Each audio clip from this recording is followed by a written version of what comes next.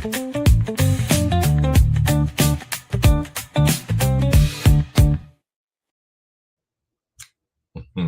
it is, the Matt Mosley Show on Rogue Media Network, 365 Sports. We're excited to be with you today. We got a lot of ground to cover.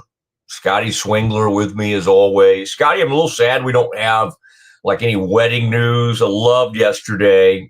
We have been credited across the country for being kind of the main people to break the news of the engagement.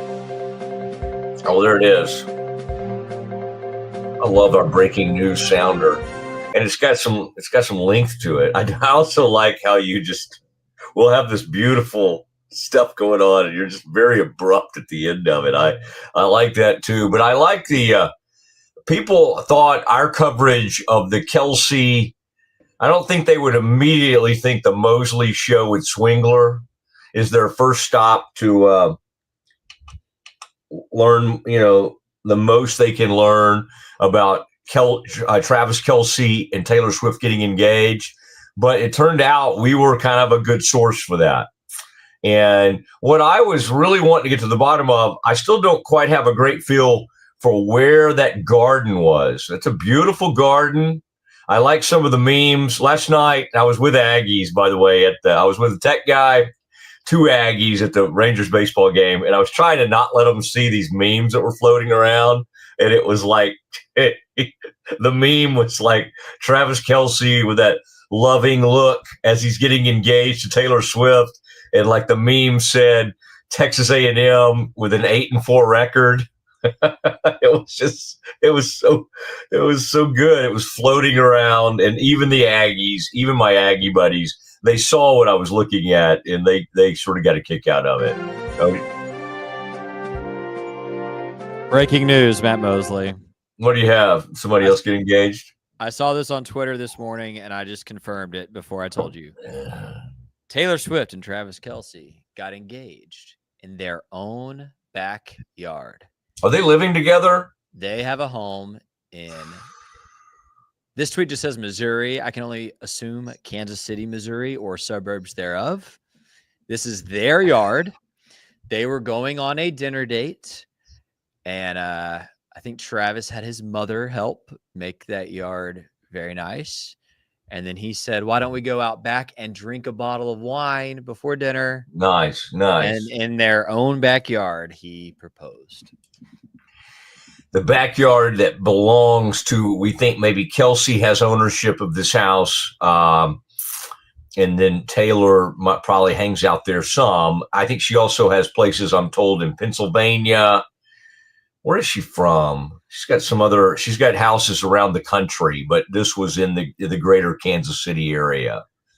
But it's beautiful. I thought the setting, I mean, I don't know if it's as pretty as whatever paint splatter you have behind you. There's something going on up there, like a Leroy Neiman painting or something over your left shoulder. But it was pretty, and it was a nice. I was trying to think, about my engagement, and Scotty, it was underneath the Rockefeller Center tree in New York. That crowd. What's great about New York is I was on a knee proposing to my wife, and all the New Yorkers were like, I don't know what he's doing over there. That I think they could not have cared any less. But it was at Christmas time underneath the Rockefeller Center tree. But I like this. I like what Travis did, and we wish them the best. Did you see that A&M meme that I was talking about, though? Did you see it? It was funny. I did. Okay. All right. I think it was so perfect. Okay. So wait, here's what I'm doing this weekend. The Mosley schedule, I think it's probably on a lot of people's mind, like what college games will Mosley be attending and covering. Baylor, Auburn, the green and gold pregame. We're going to roll it out. We're going to see what happens. We got great guests. We got all kinds of stuff lined up. I was just talking to a guest about possibly moving to a different time. We've got incredible tribute that Faith and Scotty have been working on to JJ Joe, the late great JJ Joe. What a great friend he was to me and to so many of us. So that's going to be great. But I'm going to cover that game, and then I don't know where I'll sleep that night. We have a place in Salado. Maybe stay there, and then we'll make the trip. I'll be there for the 6 o'clock kickoff, Texas A&M and UTSA. So what has happened, Scotty, is when your child attends A&M, which mine does, and let's not get into that. I mean, it was I've had a tough enough time dealing with all that, but I'm embracing this now, and she's having a great time, and she's in a sorority, and she's having fun. Although today there was some charge on my, I don't know, there was a credit card I sent her with that's like a Southwest Airlines credit card that I said, okay, you can use this for gas and emergencies. Gas and emergencies. The mailbox, like signing up for her mailbox so we can send her mail or she can receive mail, I don't think that qualifies as an emergency. So instead of using her own money, which we fund, somehow this emergency card was used for that. Anyway, we're trying to ease into this, but I will be in College Station. Now, the only downside of that'll be a fun game. College Station, A&M game. She'll be there. We've told her you don't have to hang out with us. We're going with another couple. Now, this will be interesting. I've already been told, Scotty, that I need to wear neutral colors or A&M gear because we've got passes to the Letterman's Lounge for Texas A&M. The guy I'm going to the game with played for the Aggies. Now, I would think as a new Aggie dad, some people would expect me to maybe put a little maroon on. That's not happening. What I don't want to do is accidentally wear the UTSA colors, because what I don't want to do is be ungrateful. I'm just going to wear neutral colors. I think like a white. Scotty, can you help me out? And could our people on the text toy, which, by the way, the way to text us is through what's the YouTube. You just search Matt Mosley Show, and then there's comments, and we can see these things live. Scotty, can you tell me what the school colors of UTSA? Because what I don't want to do is show up in the UTSA colors and then have the people upset with me. Do we, Matt, orange and something? They are dark blue and orange. Dark blue and orange. By the way, Bear the Truth chimes in. I think this is pretty funny. In a matchup between A&M and UTSA, Baylor gear is technically neutral colors. Ooh, that's an interesting point. Have you seen Bear the Truth in person? I have. Do you know what this individual looks like? Yes, he and I have hung out at Southern Roots. Do I know Bear the Truth? Do you think, ask Bear the Truth if I would recognize him. Has he come up to me before? He is in the greater Dallas-Fort Worth area. So there's a chance he's a big Mosley guy, although it sounds like he's kind of gotten into the Pete show, which is fine. And even the 3 to 6, Smokey and them. Hey, Smokey and I we've had interesting times together, but we've been friends for going on 25 or 30 years. So, we're actually friends. I don't know if he says that, but I would say that. Hey, do you know what a meadery is? Somebody handed me a card recently, and it said, in Bryan, College Station, Lone Star Meadery. Is that, because you just made me think of it, talking about Southern Roots Plains or whatever, Southern Roots Brewery. That's a nice place. I like that place. Is that what it's called, Southern Roots? Yes. This is called, they should advertise for us if we're going to bring them up. You know those guys over there? Last time I tried to get them to sign up, they were really young, and I kept looking for older people, and they're like, wait, we own this place. I do. And they were 25 years old at the time. I do know them, and I did try to get them on the Mosley Show already.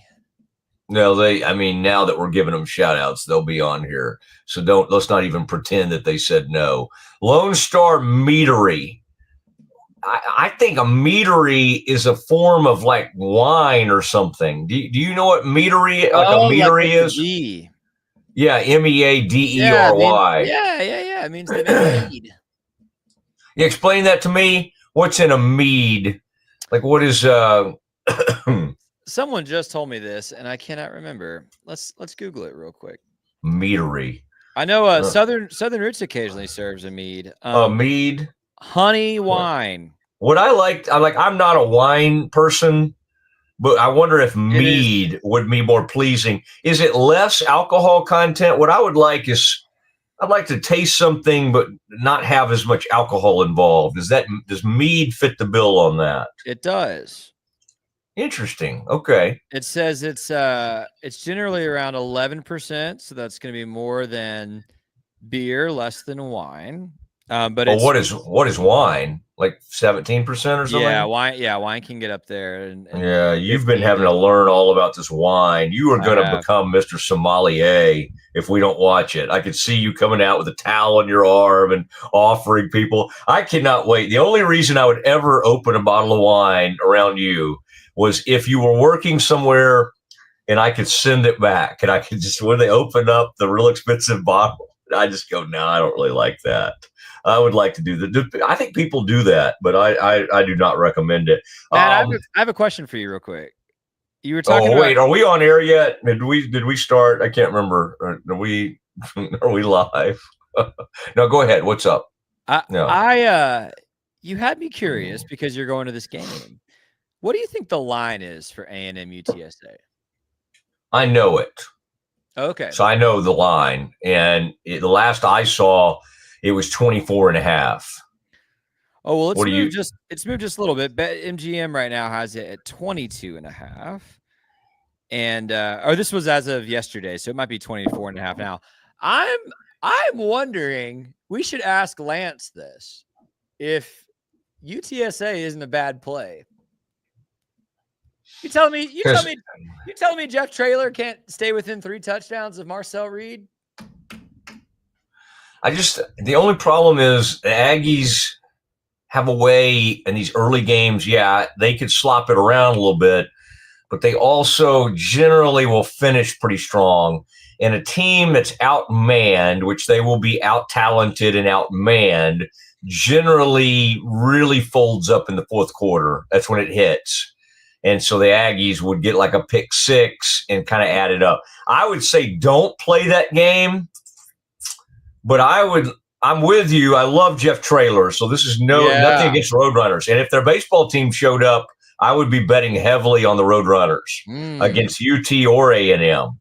But I would not pick this game. In fact, if I was going to pick it, I'd probably lean Aggie on this, not just because somebody's given me wonderful tickets to the game. This guy, by the way, that I'm going with, a buddy of mine, he's got a huge Aggie family name, and his dad played in the NFL for like a decade and played for the team formerly known as the Redskins. And the dad's name was Brad Dusick. And I mean, he was awesome. He was an awesome player for the Aggies in the 60s or early 70s, and then became a great player for the Washington Redskins. Dusick is his name. So it's his son's a buddy of mine. Okay, so we do have we want to hear Shoddy about Micah, and we'll do that in a second. But, Scotty, we do have breaking news on the NFL, and it involves sort of a Metroplex tie-in.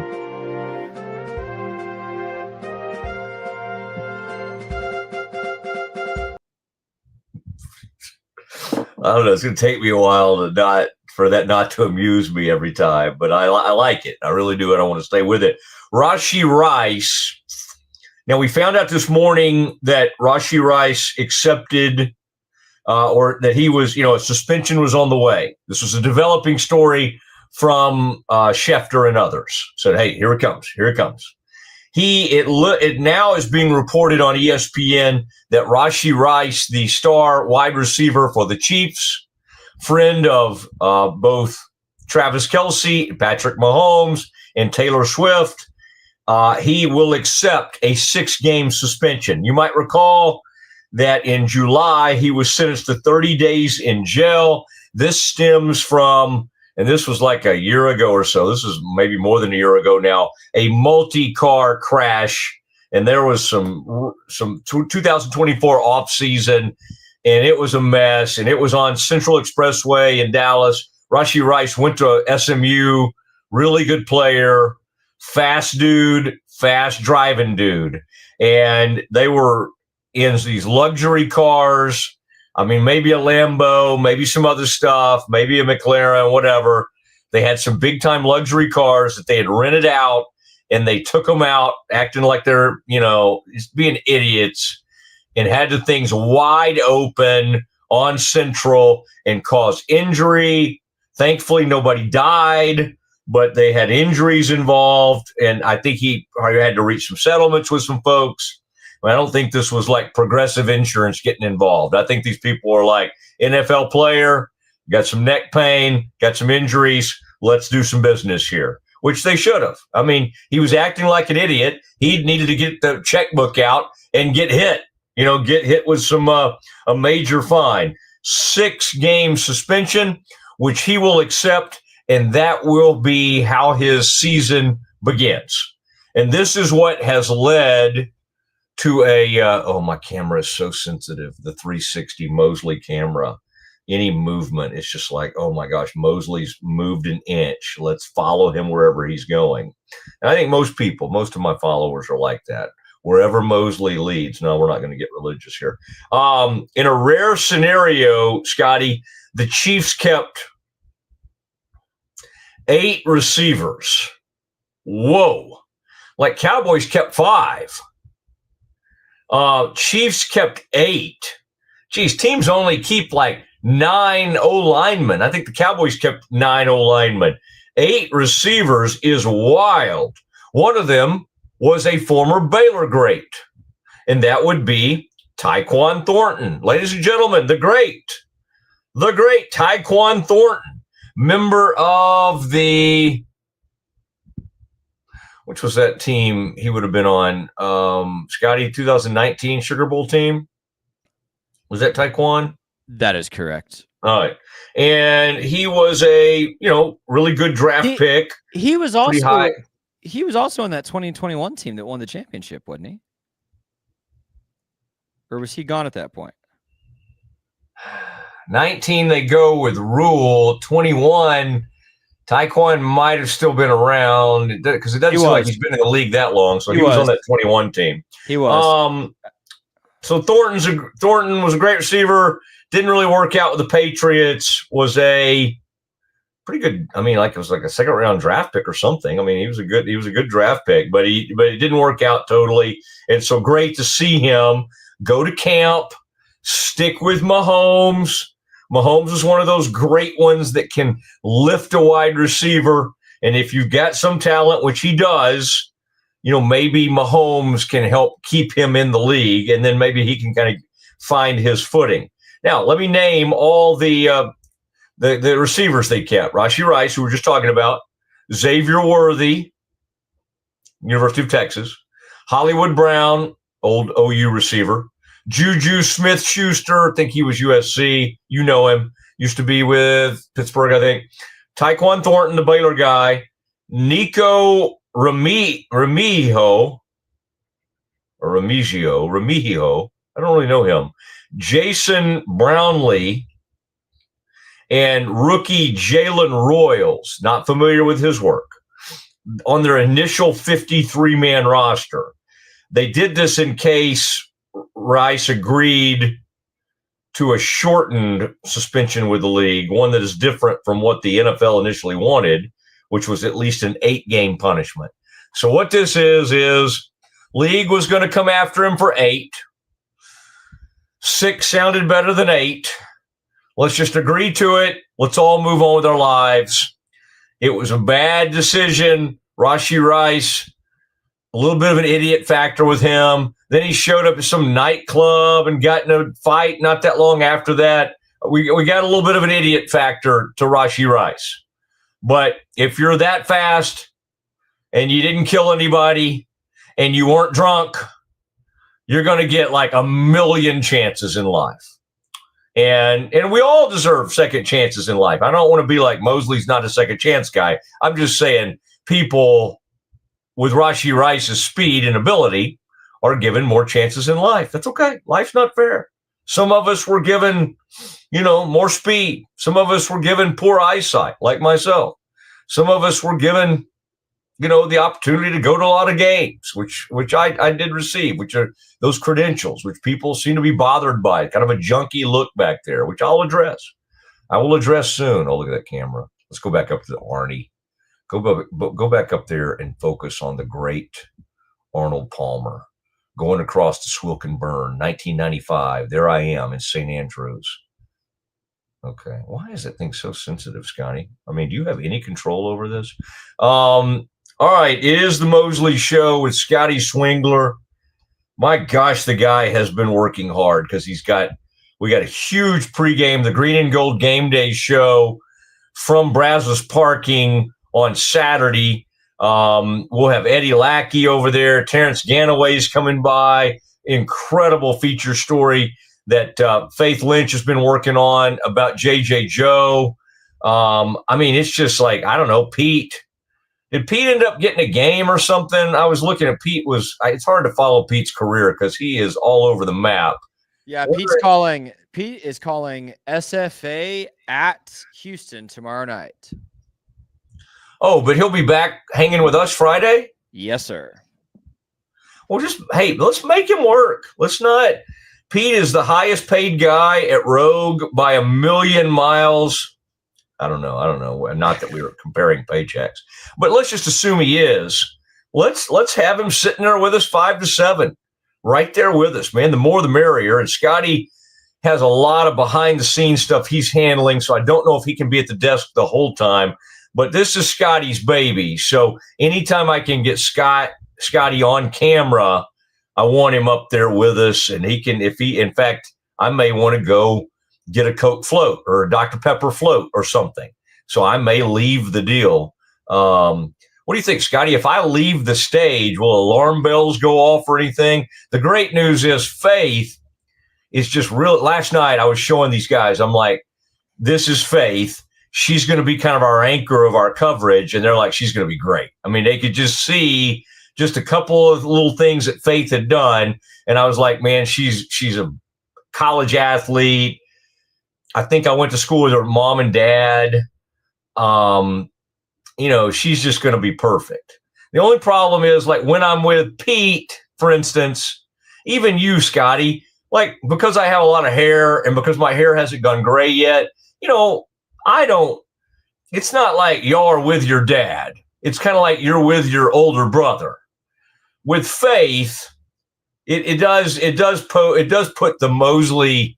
It puts me in a situation where it's like, man, Faith brought her dad out to the ball game. This is kind of fun, but that's okay. She's part of the youth of America, but man, she's going to be great. This is going to be a lot of fun. Faith Lynch, she's big time. And these guys, when I was saying, hey, here's some of Faith's work, they were like, man, she's going to be great. They were kind of like, y'all aren't going to be able to hold on to her very long. We hope we are. We hope we can, and we will match. I think I speak for Corey and all of Rogue Media. We will match any offer for Faith, even if CBS or Fox comes in. We will match any offer. Okay, and I think, Scotty, I'll be asked to kind of kick in there a little bit, but we're excited about what Faith's doing. Okay, Scotty, I think we have time for this. Let's play a little bit of. This was the latest from Brian Shoddy Schottenheimer. Last night, Shoddy was asked about all these cuts. And the Cowboys even now are having to cut and bring new people in, and they're signing people off waivers, and they signed a cornerback. I haven't learned all these new guys' names yet, but they're doing a lot of signings. Okay, I've spent half my life tracking cut down day, and I cannot tell you how big this is to fans. And to me, some of it drives me nuts because a lot of these people are not going to play meaningful roles on the team, but it's like anything. We obsess about this stuff. Who's going to be on the practice squad? Who's going to do this? Who's going to be on those special teams? We obsess about this. But it is important as we start to talk about, is Micah Parsons going to be ready for the season because we're only 8 days out from Cowboys versus the Eagles. And when Shotty was asked about the ramp-up process for Micah Parsons, here is kind of 2 minutes of what he said about that. A long conversation. Probably talk for an hour about a lot of different things and address a number of different issues and things like that. And at this point, I'm going to keep that between he and I. But we had a very, very good conversation. Okay, moving forward, obviously this is all about September 4th. I know you say you believe he's going to be on the field. What does he need to get to practice and ramp up to get to that point where you can be confident he can play against the Eagles? Yeah, well, I think, again, that's always the story, it's different for everybody. The fact he's been here gives him a little bit of a leg up on the fact that he knows the defense, and that could be a completely different story if he wasn't here. But at the end of the day, I think once we want him out there as soon as possible. And when he's feeling up to it and all those things is a big factor into it. But every day that he can get out there and get reps would be great. But I do think very strongly that him being around has helped. Him doing some of the walkthroughs and things like that does help. There's communication. There's signals that come from the sideline. There's communication from player to player that he's getting all those things. But the best way to get good at football is to play football. And so I would say as soon as possible would be the desired effect. Is there a deadline notice for game day? Just since it's on the Thursday, obviously. Yeah. Yeah, we're going to treat it as a normal week. We'll start. We have a bonus Monday on Friday, and then they get their day off. The league has a number of rules where they have to get certain days off. Clarence. But at the end of the day, as soon as he can get out there, that's great. But again, there'll be a ramp up plan for him, and when he lines up out there to play, do I think he would play 75 plays in every play? Probably not. I don't think that that's real. But I do think that he can be very disruptive, like we all know. Brian, Todd Archer with ESPN. Has he given you assurance that he'll practice? Did that come up in your talks? No, just again, he wants to make sure he feels good and all that stuff. But again, like I said, I haven't changed my tune on the way I feel, and like I said, very, very good conversation about a lot of different things. So, power communication, I think, is great, and having the conversations with him, but even having the conversations with some of the players today, it just reminds you the people side of this business is really important. And had a great conversation with Mosley. Brought Mosley in, talked to Mosley, just same topic. Just hey, consistency. It doesn't matter that you're a first-round pick. It's just we want to see you be more consistent. We know what you're capable of, and again, that's one of my things that's important to me is to find time to have conversations, and because I think it matters. Did you get any assurances that your best player might actually want to return to the field and might be there in practice? No. But I do believe in the power of communication. So the walkthroughs have been fine. He did take a nap during a preseason game back on your training table. I mean, this, and I hate it for Shotty because this has undermined an otherwise nice ramp-up period. Scotty Swingler, I have spent a lot of time over the years breaking in new coaches, whether it be Dave Aranda, Matt Rule. I was at Texas Monthly at the time, had a great sit-down Q&A period with Matt Rule, had a great visit, had a long visit with him, even Art Briles back in the day.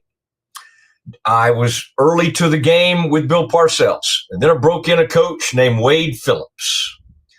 What you want as a head coach is everybody on the same page, everybody pulling on the proverbial same rope, all that kind of thing.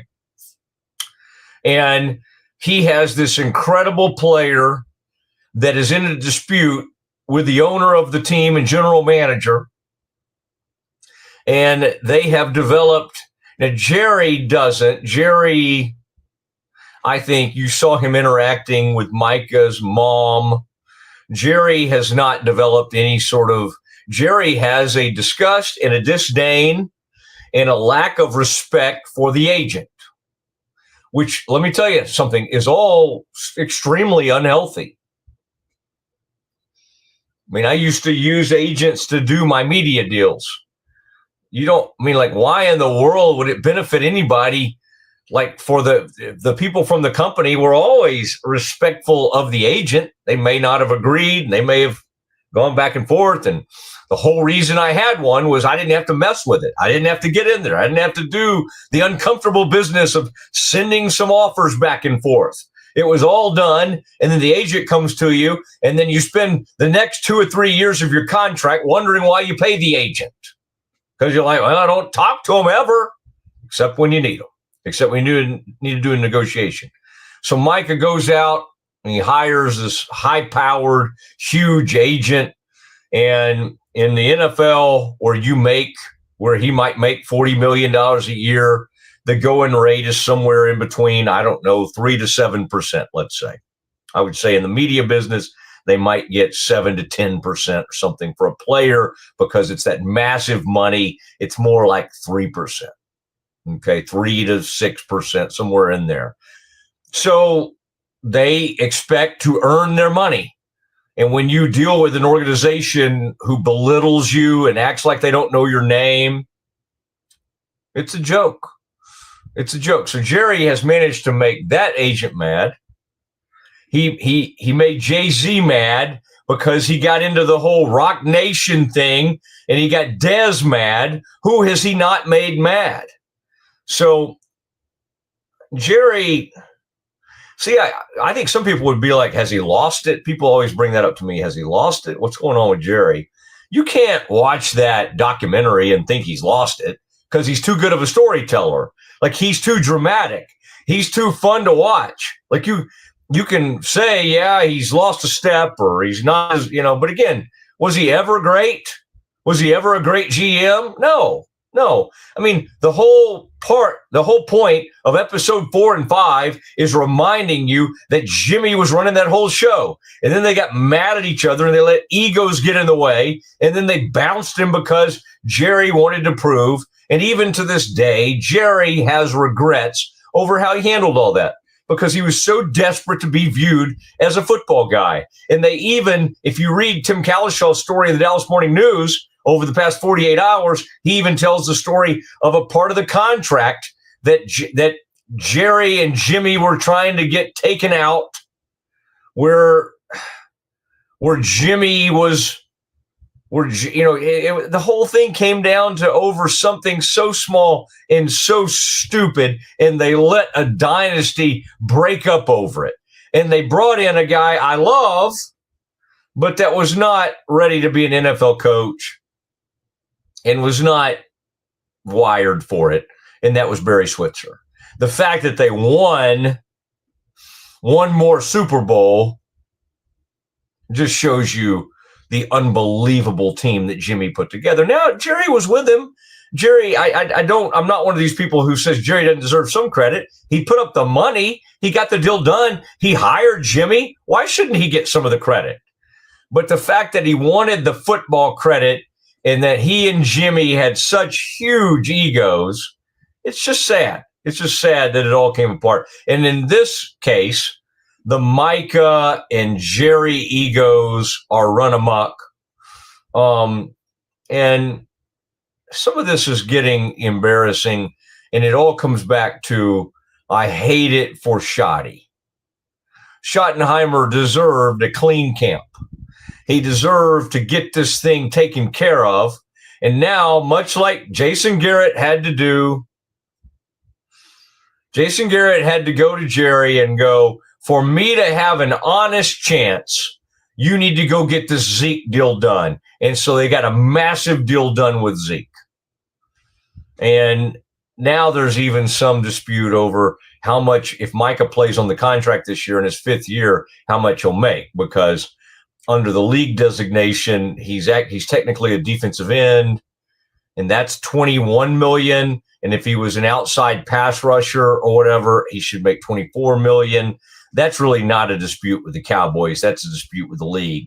But because this thing's gotten so ugly, everything sort of takes on a life of its own. What do I think is going to happen? 8 days out. I think he's going to ramp up. And I think 4 days before, he's going to start practicing, and they'll try to get him ramped up to play. And maybe on game day, he signs the deal because Jerry loves the splash. And then we'll all feel foolish for having spent so much time, so much unnecessary angst. There's 60% chance that happens. There's a 40% chance that they let it play out, and he plays on the 21 or 24 million this year, and then they start franchising tagging him in the future.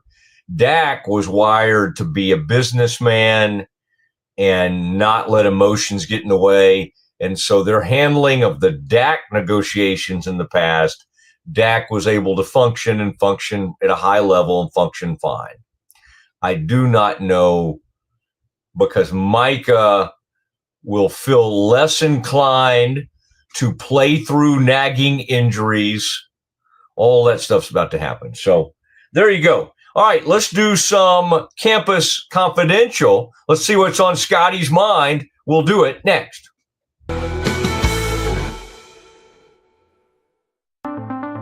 Transform your workspace with Hanomi Ergonomics. From adjustable chairs to standing desks, we provide solutions for comfort and productivity, whether at home or in the office.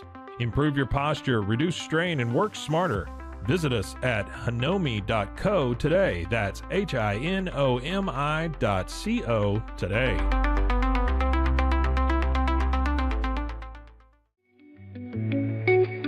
Unlock a world of convenience with Mosley Box, your one-stop solution for personalized subscription boxes delivered right to your door. Each box is tailored to your tastes. Experience the joy of surprises. Subscribe today at mulleybox.com. That's MULLYBOX.com.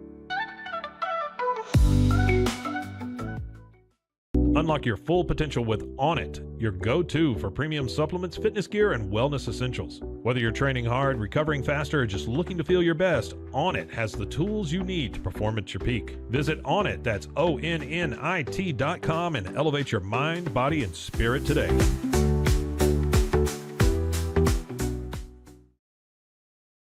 At Rolls-Rolla, we don't just sell wallpaper, we create cohesive, cozy spaces. Our deep understanding of design means every pattern, color, and texture is carefully chosen to complement your home. Plus, we use advanced technology and water-based inks for vibrant, eco-friendly prints, ensuring a healthier environment. Visit rollsrolla.com to transform your space today. That's ROLLSROLLA.com today.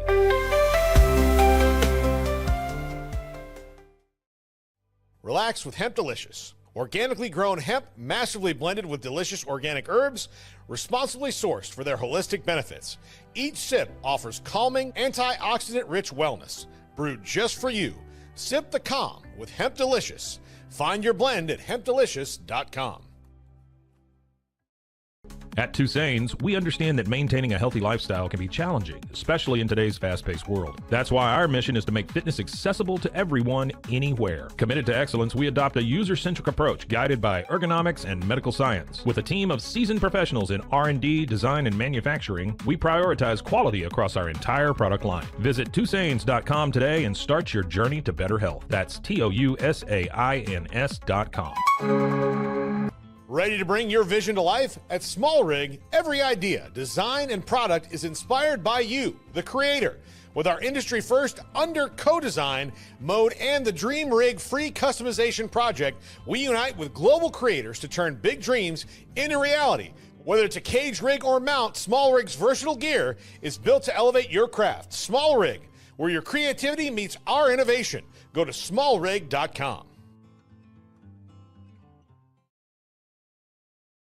Calling all Marvel fans, get Marvel Unlimited and unlock over 30,000 comics featuring your favorite heroes and iconic stories, all available to read anytime, anywhere. Whether you're into classic tales or the latest adventures, there's something for everyone. Don't miss out. Head to marvel.com/unlimited today and start your Marvel journey now.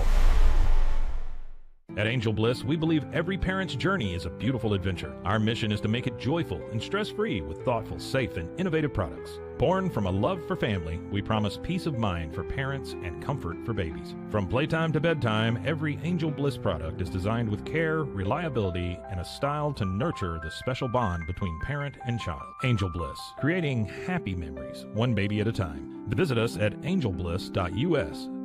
Angel Bliss.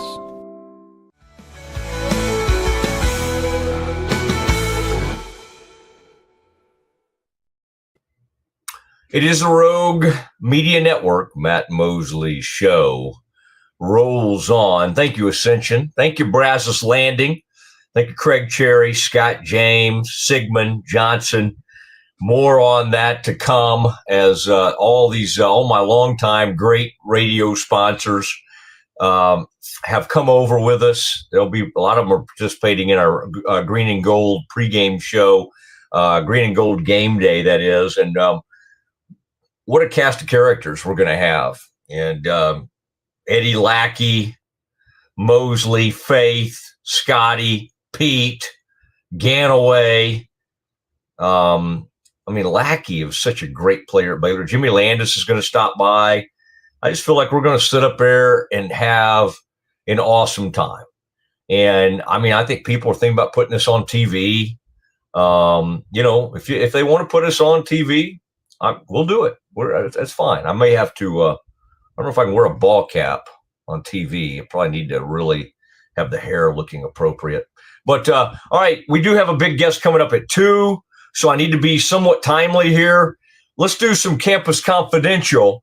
And for that, and for some of the big college stories of the day, we turn to Scotty Swingler. Oh, look at that graphic. Way to go, Scotty. I was like, I wonder what the timing of that will be like. And just immediately it came up in front of you. Beautiful. What's on your mind, sir? Well, your buddy Colin Cowherd went on the Joel Klatt podcast yesterday. Of course, Joel Klatt's a frequent guest on Cowherd's show. It's about time Colin returned the favor, I guess. And he called Texas-Ohio State the biggest regular season game in a decade of college football. This comes on the heels of this morning, Pete Souza and I talked to Craig Way, the voice of the Texas Longhorns, and he says that in his 32 years of covering the Longhorns, there has never been a preseason expectation on a team like there is on this team, which surprised me to hear because I feel like a couple of those Vince Young and Colt McCoy teams had some pretty high expectations as well. But what do you think, Mose? Biggest college football game in a decade? I think we are being trapped in the moment. And I would imagine every year we feel this way about some matchup. It is when you get 1 versus 2, or I think the AP poll, it would technically be 1 versus 3. There's something extremely special about it. And I think what adds to it is the beginning of Arch's career as the starter, which may be only a 1-year, one and done type deal. But that adds another element, and you've got the defending national champions. And, I am glad, I'm glad we can separate what's happening in that game from the playoff, because the truth of it is, nothing that happens in that game will probably impact the playoff. In fact, I'm seeing people now comment. In fact, Lance, who's about to come on with us, made a statement that he thinks, we'll ask him about it, but he thinks Texas can really have some missteps this season and still end up in the playoff. So technically, if you expand from 4-game playoff to 12-game, that first game of the season should have less riding on it between 2 top-ranked teams. But I do think the great thing is we're just so excited for college football, we can sort of look past that and live in the moment, which is a great game. And am I a little bit kicking myself for knowing that's going to be going on and knowing that the people I'm with at that A&M UTSA game at 6 I say they're not going to want to watch the Longhorns. I would say the Longhorns probably do better ratings in College Station, Bryan College Station, than anywhere in the country because, of course, everybody will be rooting for them. A lot of times we root for the conference. Scotty, I would say in that case, it's impossible for the Aggies to do that. Same for the Longhorns. I don't think there's really no scenario where they can pull for each other. But that so biggest game in a decade in college football, that's probably a little more than I'm willing to go. Biggest non-conference game in the last 5 years, like a maybe I could go there. SEC, Big Ten. I mean, again, let's not act like there haven't been others at the start of seasons. Back in the day, when Texas would go to Ohio State, like used to happen, those were pretty. I mean, there were some big ones. There were some big ones, and I'm just trying to think what we've opened with. I do think we have some great matchups, and I think the one that's being overshadowed because of this Texas-Ohio State game is that Death Valley game. Now, that's awesome. A night game at the Clemson version of Death Valley, the 9th-ranked Tigers going in against number 4. I don't know. I could make yeah, and I'm sorry, that's the game I was thinking about that'll be going on during the Aggies game. The UT Ohio State game kicks off at 11. So hopefully all of us can be recovered from the Baylor Auburn game, a big win for the Bears, and then we'll get ready to watch UT and Ohio State get it on at 11 o'clock. What else do you have, Scotty? Forbes put out a report today.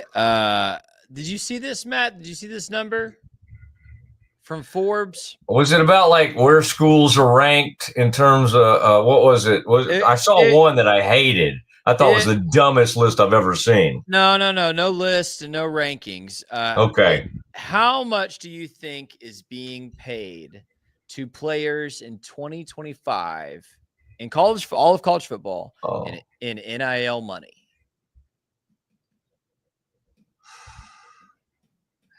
Golly, I just can't even. I can't even conceive of the number. Like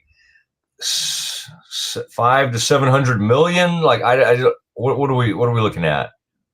$1.9 billion dollars. That is up about 5x from 2021, the first year of NIL. Wow. And they are projecting, Forbes is, that by 2027 across the sport, it will be $2.6 billion. Up from, by the way, 1.9 this year, up from $1 billion last year. Of course, rev share now part of this equation for players as well. Are they counting the rev share? Because, like, in some ways that puts guardrails on things. Well, they shouldn't count the rev share. Yeah, they are counting rev share. So they call it the headline is college football players projected to earn $1.9 billion this season. Yeah, well, yeah, you hear that number and you're like, oh yeah, great. I'm glad we have these guardrails. It was like, we were so excited to have like some parameters. I mean, I don't know how exciting it was, but I think we were glad to have just a little bit of normalcy. And then Texas Tech went out and committed whatever that was, $5 million over 3 years to an offensive lineman. And of course, Tech acted like that wasn't true, but I mean, that's what was being reported. Here's the other part of this report that's really fascinating to me is the breakdown. They break down what percentage of NIL money goes to each position group by conference. So Matt Mosley, this was interesting to me. I saw this. To me. Okay. Yeah. So the Big 12, Pete and I have been talking about this for months, that the Big 12, whatever you think of it as a conference, probably is going to have the best quarterback play top to bottom this season. Well, NIL would suggest that. The Big 12, 23.1%. And if you think about how many quarterbacks are on a team, 23.1% of all NIL in the Big 12 is going to quarterbacks. That leads by 4% over the ACC, which is next. And but see, the way I interpreted that earlier today, this was the rev share they were looking at. There's not just raw NIL money. This actually had to do with them looking at each school's rev share. And this is the breakdown of those positions. Yeah. Yep. I just read it again. You're correct. Okay. So it is interesting. And I did laugh when the FCC has so little regard for kickers. Like the 0.9% or whatever to specialists. It's interesting what teams value, because some conferences went heavy O-line. Some of them went a little smaller on the O-line. Big 12 is top heavy at quarterback. And if you think about it, you got Sawyer, Levitt. You hope those guys get big money on retention bonuses. And then same thing for Avery Johnson at K-State, Rocco Becht at Iowa State. There was one fairly big money guy that left at BYU. So BYU did not have to spend a retention bonus on Retzlaff, who ended up where? Tulane or somewhere? I can't. Yeah. Who else am I missing that's a big money Big 12 quarterback?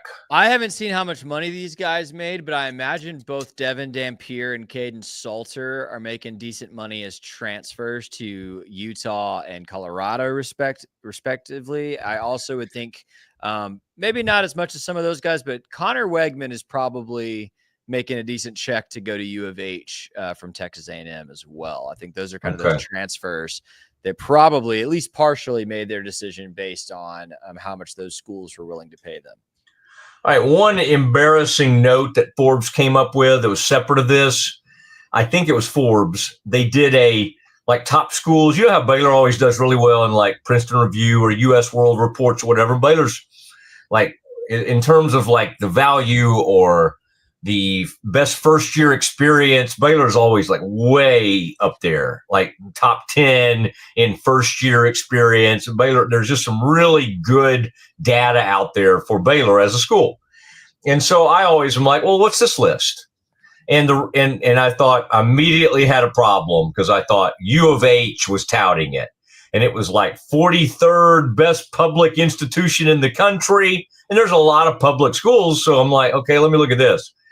And they had U of H ranked as a better school than Baylor. And I just thought, like, how do you even with a straight face come out there and say something like that? I want to say, let's say UT was 40-something, A&M was 61, and Baylor was like way down. And I think part of it was and why SMU and Baylor were ranked way down is because it was like they knocked people at places where it cost a lot to go to. Never mind that Baylor has great scholarships and does everything in its power to reward great students to get to come to Baylor. But it was a joke. It was the biggest joke. But anyway, you bringing up Houston made me think about that. But and they were like, they put Baylor as what it was the biggest joke you could ever imagine, where they had Baylor ranked in Texas. And any list that has the U of H as a better academic school than Baylor, you need to fold up your magazine and go home and just, completely put that away. Scotty, one more. We got one more because we've got a big guest coming up at 2:00. What's your last one for me? Well, you know what? You sent me this during the break, and I just think it's too funny not to mention.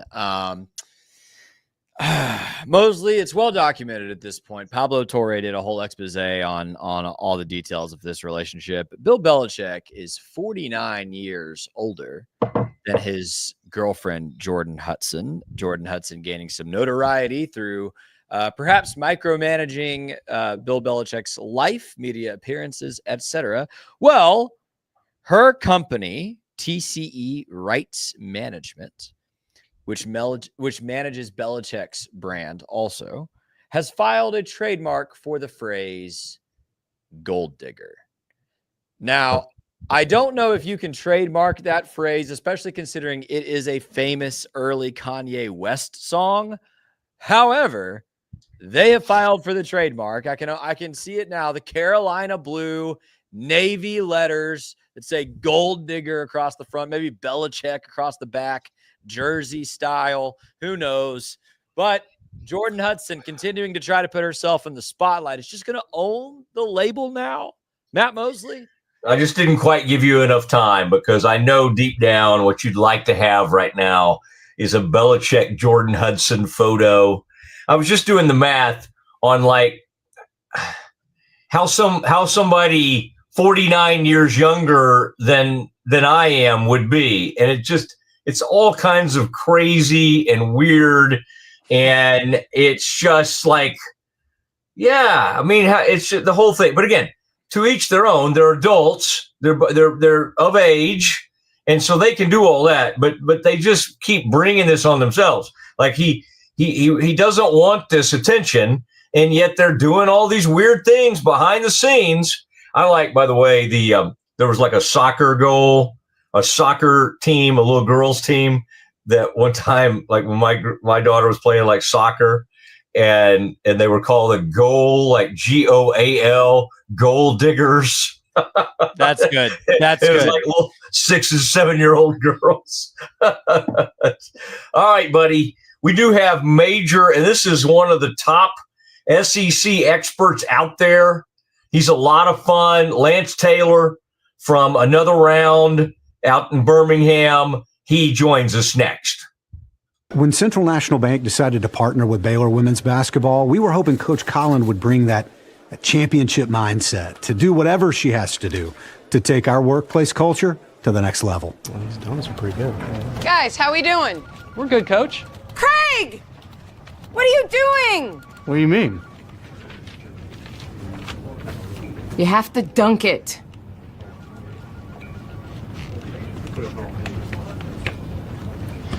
So far, I think our employees are really enjoying it.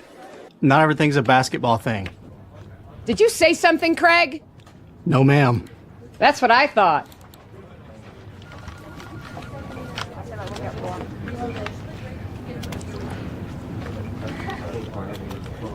Dude, I think she likes you. Central National Bank, proud partner of Baylor Athletics and Baylor women's basketball.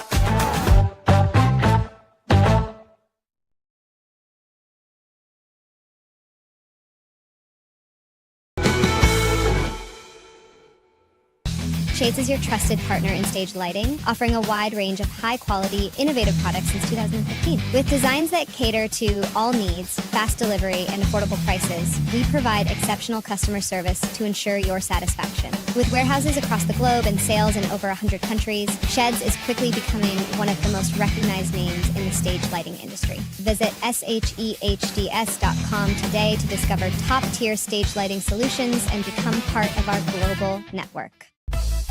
Introducing Muck-Off's classic pink bike cleaner, powered by revolutionary nanotechnology that breaks down dirt and grime on a microscopic level while protecting your bike's delicate finish. Developed by our mad developer Alex and tested by riders, our products are made by riders for riders. Discover more at us.muc-off.com, where we break the mold to bring you the best in bike care. At Open Goal USA, we're revolutionizing training for both soccer and lacrosse with our innovative portable rebounders. Perfect for players of all ages and skill levels, our rebounders improve accuracy, control, and technique in both sports. Built with premium materials for durability and ease of use, they're ideal for training anywhere, anytime. Whether you're perfecting your soccer game or sharpening your lacrosse skills, Open Goal USA has you covered. Visit OpenGoalUSA.com and elevate your training today. Chapellex is a full category shapewear brand dedicated to providing women with exceptional comfort and support. We offer thoughtfully designed solutions that blend style with functionality, empowering women to feel confident and at ease every day. Chappelle-X is redefining what it means to have a perfect body. Our mission celebrates body positivity, embracing every shape and size, because true beauty lies in authenticity. Visit shapellx.com today and join a movement towards self-love, acceptance, and confidence. Indulge in Blum's luxurious Lotus flower rolls. The green Lotus roll bursts with a caramel apple flavor, while the blue Lotus roll offers a smooth berry cream sensation. With our Crush for Flavor technology, enjoy an instant burst of natural, intense flavor anytime you desire. Elevate your experience with the finest creations nature has to offer. Explore the full collection at blumleaf.com. That's BLUUMLEAF.com. Blumleaf. Golf Partner, the world's largest golf store network, offers more purchasing opportunities than anywhere else. With a dominant market share and a wider selection of quality secondhand golf clubs than our competitors, we make it easy for you to enjoy the game with affordable, top-quality equipment. Join us at golfpartnerusa.com and discover why we're the trusted choice for golf lovers worldwide. That's GOLFPARTNERUSA.com. Golf Partner.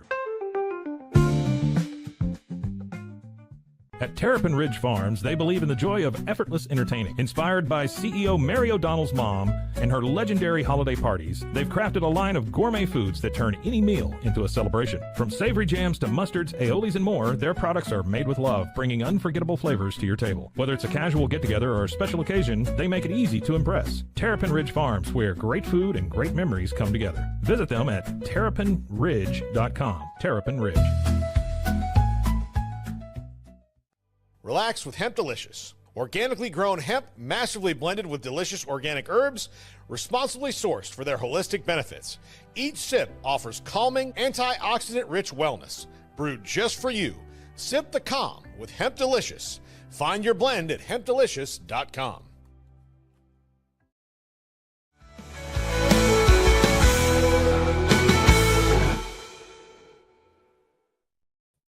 It is the Matt Mosley Show.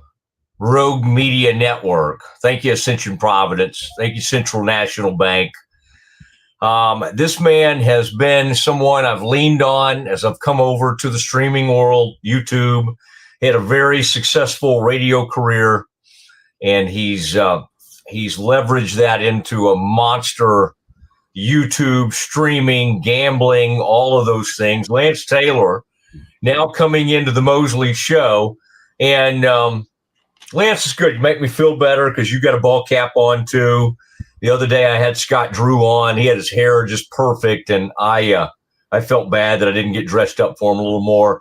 Welcome. That's not bad. That's not bad. You still have some up there, and you don't even have. You're not even gray yet, and I think we're about the same age. Welcome into the Mosley Show. Look up there, by the way, at those graphics. Oh, there they go. But we're going to send a lot of people to Lance's lock.com, and lanceslocks.com is or lanceslock.com. We'll get some takes from you, but welcome to the Mosley Show. And again, thank you for all your advice as we've started this thing. And as you saw, all these sponsors, Hemp Delicious, man, if you hadn't had some good hemp tea, I don't know what you're doing. I don't know what you're missing there, but good to have you on, sir. Great to have you. Yeah, I appreciate it, Mosley, and I am a fan of the hemp. I'm not going to lie to you. I've had it in a lot of different varieties, but yeah, I'm very impressed because one thing that all of your listeners and viewers know by now is how sarcastic you are, and it is I think it is one of your virtues. But you love taking shots at us with all of our sponsors that we have on, and I'm telling you, waiting here in my own green room, I guess, the 17 sponsors we had before I actually got to come on the show was very, very interesting. But man, so excited about this weekend, so excited about this game in Waco, which is it still a blackout? Are we still rolling with the blackout for the Baylor Bear fans against Auburn on Friday night? The blackout is in place. The chrome helmets will be coming out, and it's just interesting. It's like we get far enough away from the Bryles era, and then everybody's like, you know what?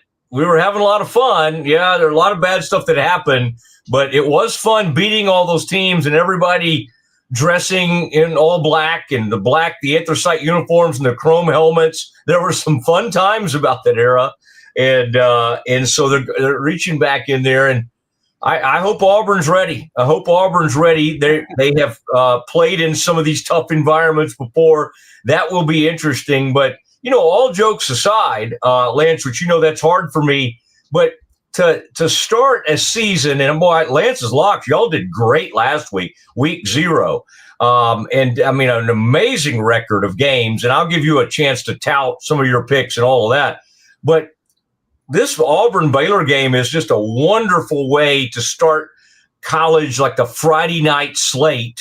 And I think it's one of those sneaky, great games. And we could talk about Texas and Ohio State, and that's a great game the following day. But Auburn at Baylor on a Friday night is a huge game for both programs. So, and I know you guys have started looking at this thing 3 or 4 months ago. As we get closer, do you have a better feel for this Auburn team, or is this still one of the hardest games for you to pick as you get closer to kickoff? Much better feel, Mosley, for this game.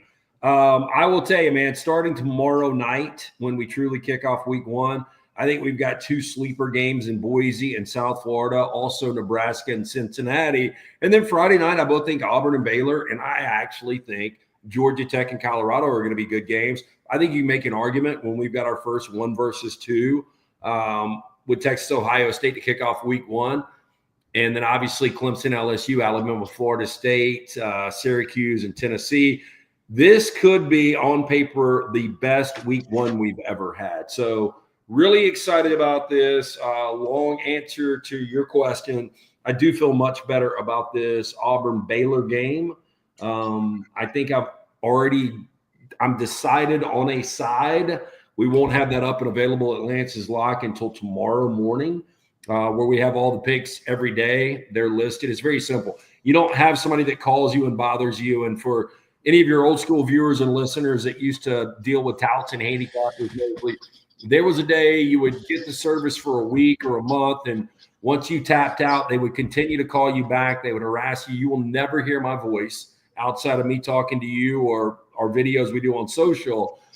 Very simple. You pay one fee, whether it's the daily fee, the weekly fee, the monthly fee, the yearly subscription, the football subscription, and you'll go to the website, lanceslog.com. You'll get free play every day, which, by the way, 13 3-1 or less, 17 free plays.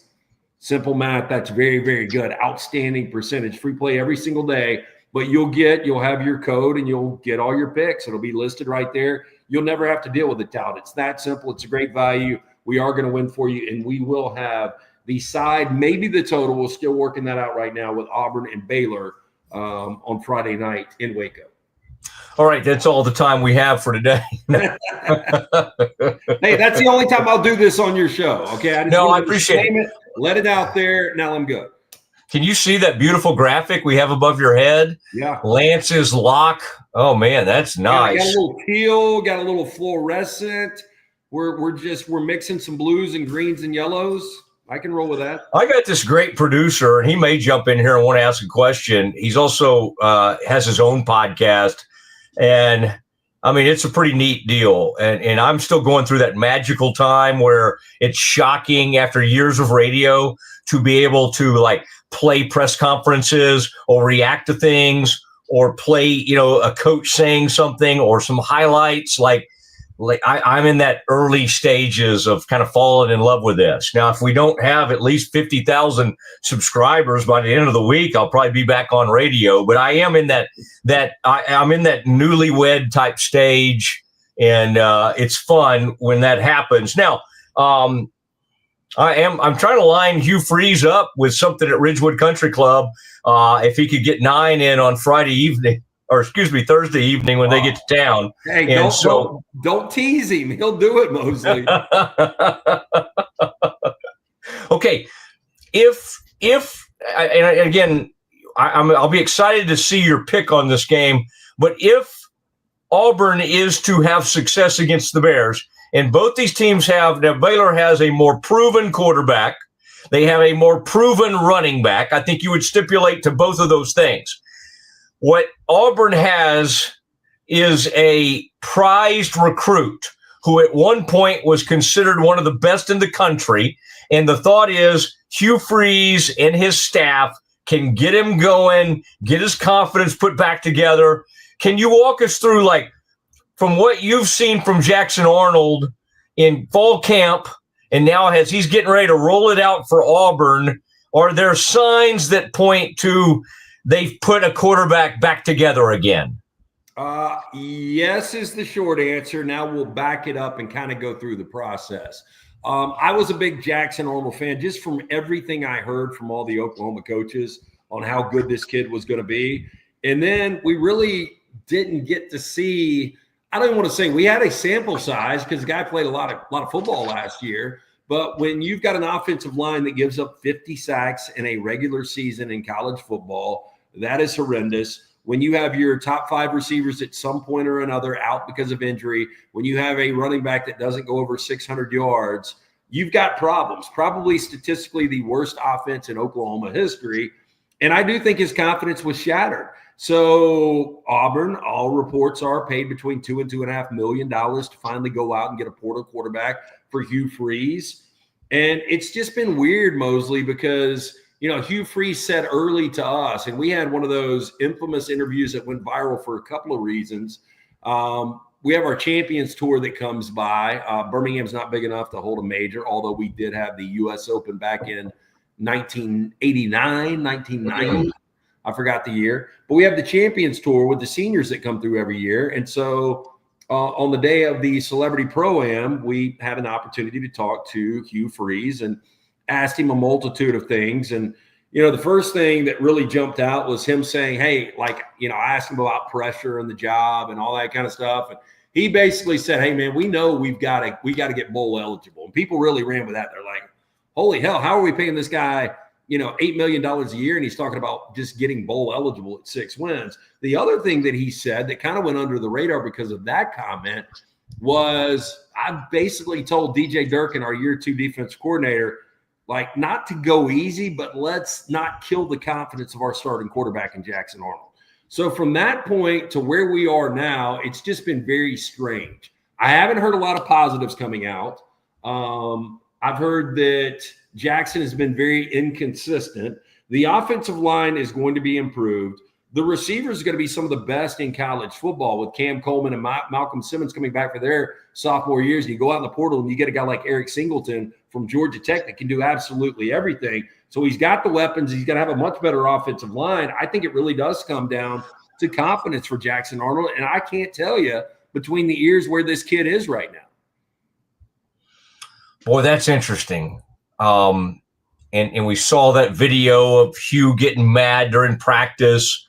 And I love that the next round, a lot of these stories that come out of the SEC originate with you guys. And not only will you interview them, but Dunaway will go out and maybe announce the starters for the golf tournament. Every once in a while, one of y'all will then get involved and get on the mic at some of these events. And I love that. And y'all's basketball coverage has ramped up over the years. I got to say something. What if Auburn, here's what I don't understand. How do you hire a Hugh Freeze, and the Harsin hire ended up being disastrous? Freeze is understandable, if not a retread. But when you see these great hires, Lanning goes to Oregon. I mean, just a freaking home run. The guy goes to Arizona State, Dillingham, home run. I mean, monster. It looks like it's going to be the biggest home run. I never understand, a place at Auburn that has a ton of resources, how do some of these schools keep getting it wrong? And I'll ask a weird question. I didn't even think the Texas hire of Sark was that great of a hire. Well, for whatever reason, maybe it's their resources. Who knows? Maybe Sark is just a great play caller, and we need to honor that. It's ended up being a tremendous hire. Let's say Auburn at that same time was looking for a coach, which they were right around then, and they had hired Sark. All right, Sark, it's about time. We know it was bumpy early, but you got the drinking figured out. we're ready to try you. Do you think, and I know this is a hypothetical, but could a guy like Sark, who's like an elite play caller, like what do you think he would have done at Auburn, at a place like Auburn? Or would it, is that just impossible to try to work your mind through? I think it's a fair question. So I love hypotheticals, by the way, Mosley. I live on hypotheticals. One of the reasons probably Nick Saban didn't like me was because I love hypotheticals, and these coaches absolutely hate hypotheticals. First, Dan Lanning was an unknown. I mean, was a very good defensive coordinator and came from, out from under Kirby Smart and, a guy that knew Nick Saban well. And so that was a roll of the dice. It worked out. Kenny Dillingham was I had zero confidence in Dillingham, but hey, last year it really worked out with 11 wins getting to a college football playoff. I think sometimes these unknowns, they're hit or miss. I thought Hugh Freeze to Auburn was going to be a home run based on the fact that they were limited in who they could go out and get. It really came down, it seemed like the choices were between Hugh Freeze and Lane Kiffin. I thought Hugh Freeze was the better choice. I go back to his days 10 years ago at Ole Miss before he obviously got let go for off-field issues. I think Hugh Freeze is a hell of a coach. I don't know what's happened from 6-7 to 5-7. When you can't win, when you can't have a winning record in 2 years with the resources that you mentioned, a traditionally really good football school in Auburn, it just hasn't made any sense. I think Auburn fans are baffled right now, 4 consecutive losing years. I do think Auburn's going to be much improved this year. I do think if Sark would have gone there, you mentioned the play calling. I think he is the best play calling head coach in all of college football. I don't know who would argue with that. Lane Kiffin, just because I mentioned him, is another guy that comes to mind. But I think Sark is one of the best play callers. And I do think kind of the reclamation from, a very average coach at Washington and SC, and then having his demons that he battled, and you said he figured out the drinking, and then he goes to work for Nick Saban, and he was an analyst, and then he became the offensive coordinator, and then you saw – what was the genius of Steve Sarkisian as a coach, calling those plays and being able to diagram better than anyone out there. And I think he learned how to build a program under Nick Saban. I really do. He learned early from Pete Carroll, really couldn't figure out that blueprint. But I think a little bit from Pete Carroll to where he is now maturing under Nick Saban, I think he figured it out. And I do think Sark would have had success. I mean, you go back to Gus Malzahn, if anybody had, and look, a little bit for Hugh Freeze, and I think that's why Alabama fans were a little concerned, Mosley, when Hugh Freeze got this job, was Hugh Freeze beat Nick Saban in back-to-back years when he's Ole Miss's head coach. But Malzahn had as much success against Saban as anyone, and, that was a former offensive coordinator. So I do think Sark would have had success. I would say probably more than Hugh Freeze right now. The Hugh Freeze thing has been baffling. I don't get it. But this is a make or break year. I do think he's got a more friendly buyout from Auburn just based on the fact that they gave him that second chance to come back to the SEC. So I do think if it's not I'll say 8-4 plus year, I think Hugh is probably hitting the bricks, but there are people that believe this is going to be a really good improved Auburn team. I got in an argument with, you mentioned Dunaway, one of my co-hosts today. I told him Sawyer Robertson's a better quarterback than Jackson Arnold. He was like, Are you going to be prepared to say this on Monday? And I'm like, yeah, because I've seen Sawyer Robertson. Sawyer Robertson played top 15, top 20 quarterback at the end of the season last year. I thought he was outstanding. And so I am prepared to say he is a better quarterback right now. End of the year, we'll see. But Sawyer Robertson is a better quarterback right now than Jackson Arnold. Well, it'll be good to get Auburn in. Auburn and Baylor are competing for students now. Did you know Baylor, when they say their top 5 people they compete against, and I'm sure A&M and Texas would be in there in terms of getting students in, Auburn is now one of their top 5 competitors because similar campus sizes, Christian environment. It is really an interesting comparison, interesting matchup. And I think, yeah. I was going to say, I need some rhyme or reason to that. Christian, obviously Baylor is a Baptist school. Auburn really doesn't have that affiliation outside of being located right here in the Bible Belt. That's interesting. I've never heard that. I've never heard they're competing for the same students. That's what Baylor is saying there, and we are sending more kids from Texas to Auburn than ever. And I can give you the list of like what sororities they're going and everything. Yeah. I just went through that is a yeah. Baylor/Texas problem. Auburn is a beautiful campus. I actually went to the other school in state at Alabama. It depended. Do you want keg parties, or do you want to go to bars? That's kind of what it came down to back in the day. Between Auburn and Alabama. Yeah, and I was more of a bar guy. I had the fake ID at 16, was going to bars at 17 and 18. Honest to God, very sad to admit that. But I was more of a bar guy, and that's what Tuscaloosa was. It was more bars. But now, both have got basically everything because SEC money is insane, and they've got, all of it. It is interesting. I think Hugh Freeze is way more open with his faith than the Baylor head coach. I think Dave Aranda is a man that, if he doesn't watch it, might slip a F-bomb out every once in a while and all that. And Freeze, partially because what he's been through, is very open about his faith. And so the whole thing will be interesting. Let me ask you one other thing about this Arch Manning thing. Everybody down here has a fascination with it. I would have to think in the state of Alabama, the entire SEC is going to be watching that. And we're all going to want to see how Arch, because in a sense, the Manning family does belong to the South. The Manning family belongs to Ole Miss, and then, of course, with the offshoot uncle going to Tennessee. But I think the SEC pretty much thinks it owns the Manning family, and now with Texas in the SEC, it can kind of continue. When you look at and you handicap all these quarterbacks, and I'm sure you have a healthy respect for Nussmeier, knowing he could be really good at LSU. But when you try to like even look at this game, and I'm not telling you to make your pick because I want people to pay for that pick, but like it's got to be kind of tough to know what to do with Arch, because on one hand you have y'all's old colleague Feinbaum, who seems to be in this slathering. He's really worked himself into a frenzy where he believes Arch Manning is like the biggest thing in the last 25 years when it comes to quarterbacking. And yet we really don't know. We really don't know when the lights come on what he's going to be. Where do you find yourself coming down in this hole? Because again, it's not just about quarterback play with him. It's about like family legacy.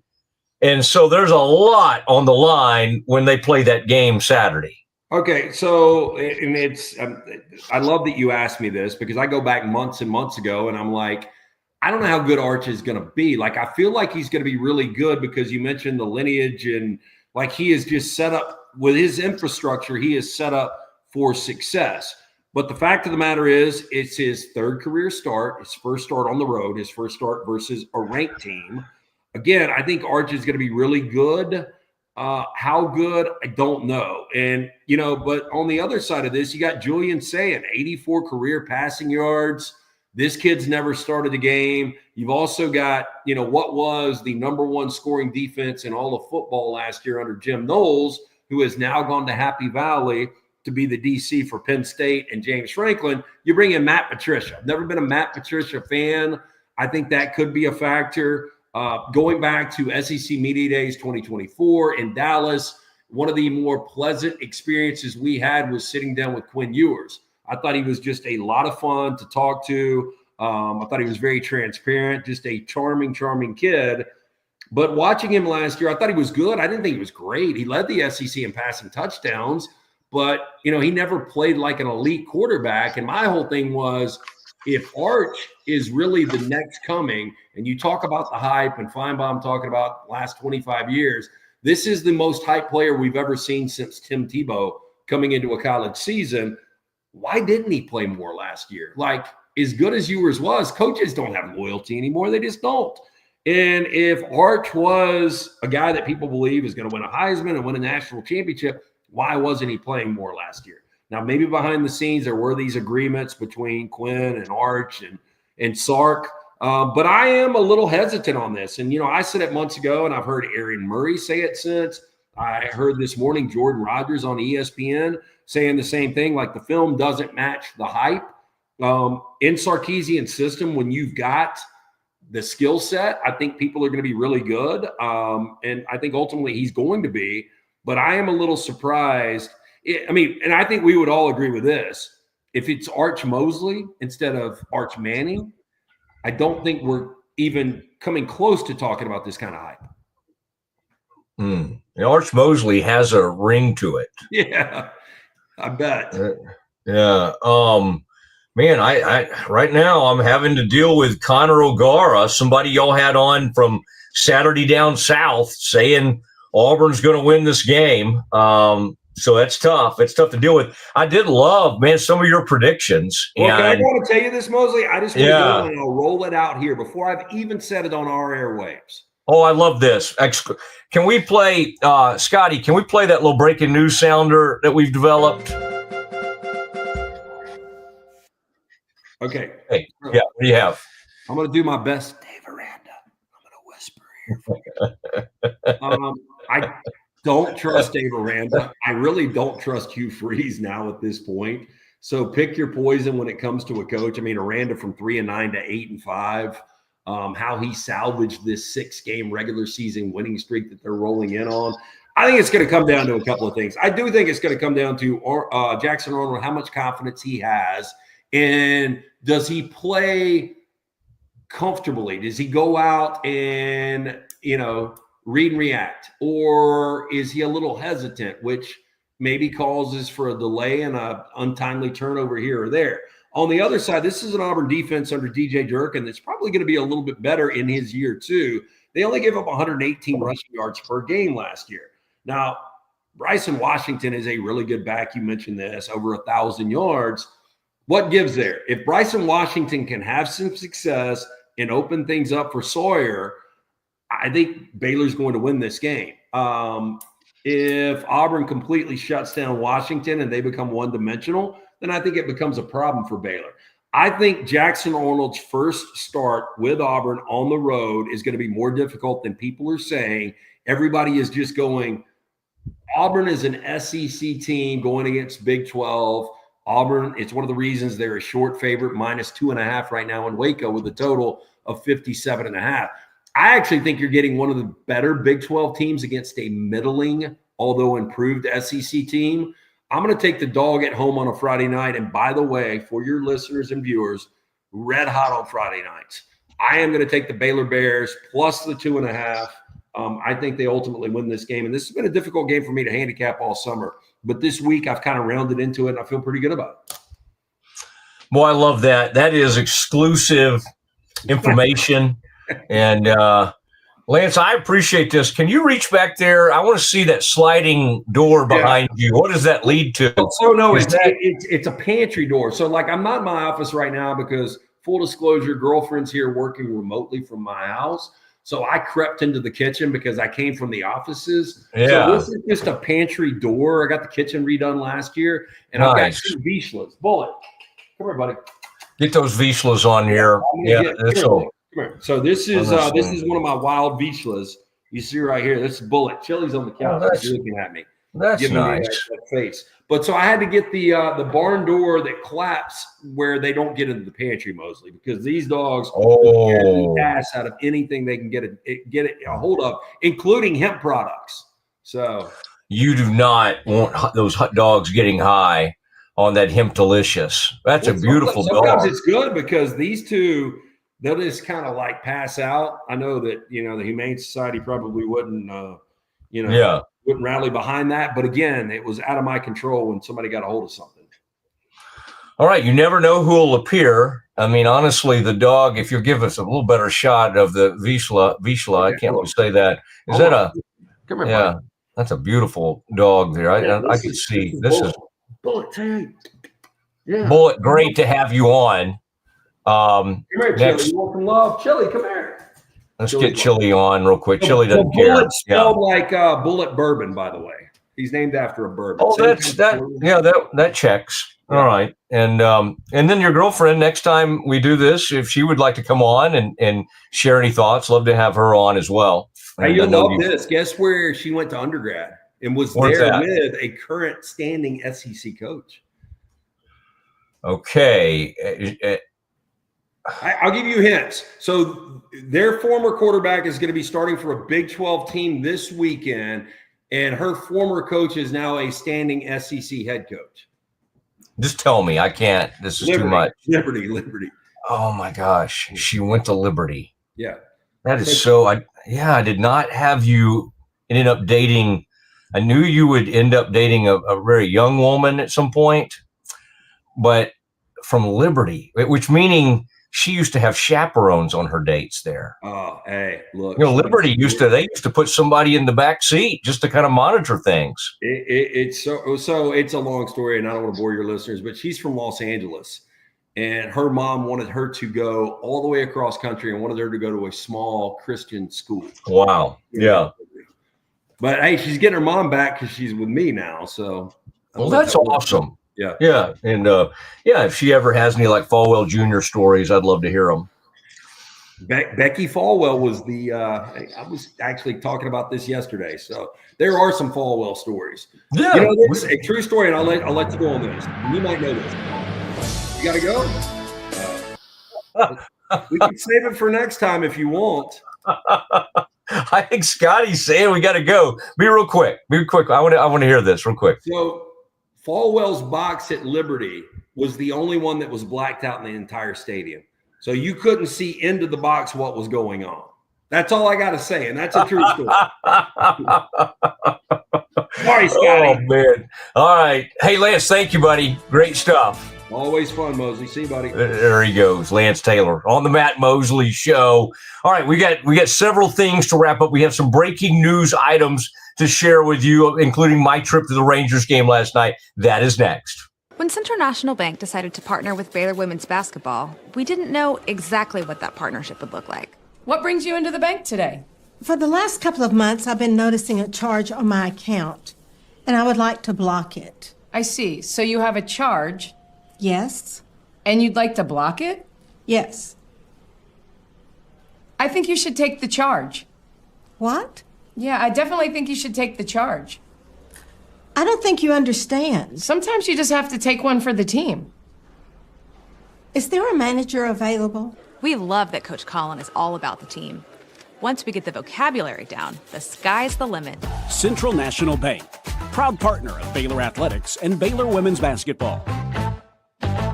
I have Mac Rhodes, director of Baylor Athletics, on the phone. Mac, can you tell Peggy why she should take the charge? Of course she should take the charge. Wait, are you at the bank again? And who is Peggy?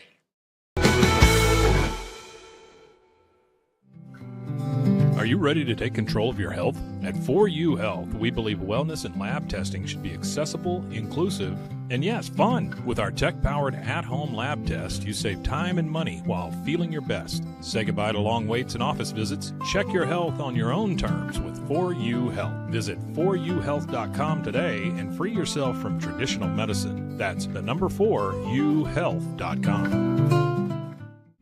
Get ready for epic savings at Best Buy. Right now, you can save up to $700 on select Alienware and Dell gaming products. Perfect for leveling up your gaming experience. Plus, grab the latest Android Google Pixel at an unbeatable price. Don't miss these incredible deals. Shop now at bestbuy.com and upgrade your tech today. At Fullwell, we bring together the expertise of registered dietitians, MDs, and OBGYNs to give you the best fertility support. Our research-backed bioavailable formulas are crafted with your health in mind, ensuring the highest quality and safety. From preconception to pregnancy and beyond, we exceed industry standards with independent testing for harmful contaminants. With our comprehensive practitioner directory, personalized care is always within reach. Fullwell, your trusted partner on your fertility journey. Visit us at fullwellfertility.com. Experience the perfect blend of exquisite craftsmanship and life-changing technology with Gevi. Every product is built with precision, featuring specialized parts that ensure durability, efficiency, and safety. We put every machine through 6,000 rigorous tests to guarantee long-lasting performance. With cutting-edge technology and a commitment to energy efficiency, Gevi makes your life easier, greener, and more convenient. Upgrade your everyday with Gevi. Visit us at gevi.com to discover more. That's gevi.com. Have you ever watched true crime television and wondered, how did they get that story? I can show you. I was a producer for 48 Hours on CBS News. In my exclusive Tell All book, I'll take you where no audience has ever gone before. Don't miss out. Secure your copy of Killer Story, The Truth Behind True Crime Television today. Available everywhere books are sold. With San, owning iconic furniture no longer requires paying a premium. We use the finest materials like Italian top-grain leather, known for its durability and luxurious feel, and apply meticulous attention to detail in every piece we create. Our replicas are crafted with the same care and precision as the originals, but a price that makes them accessible. With over 15,000 satisfied customers worldwide, we've proven that high-quality furniture doesn't have to come with a high price tag. Explore our collection today at san.com. At Covers & All, we've revolutionized protective solutions with cutting-edge, customizable covers, tarps, and curtains. Using advanced tech fabrics that are 100% waterproof, UV tear, and abrasion resistant, we ensure lasting durability with hand-sewn double-stitch seams. Our commitment to quality, precision engineering, and customizable options is unmatched. With vertically integrated operations and express shipping, we deliver premier protection at affordable prices. Visit coversandall.com today for the perfect fit, guaranteed to last. We haven't been looking for you. Wake up. Hellhound Country, available anywhere you get your podcasts. Protect your online privacy with NordVPN. Browse securely, access content from anywhere, and keep your data safe with military-grade encryption. Whether at home or on the go, NordVPN ensures your digital freedom. Stay secure. Download NordVPN today at nordvpn.com. That's NORDVPN.com.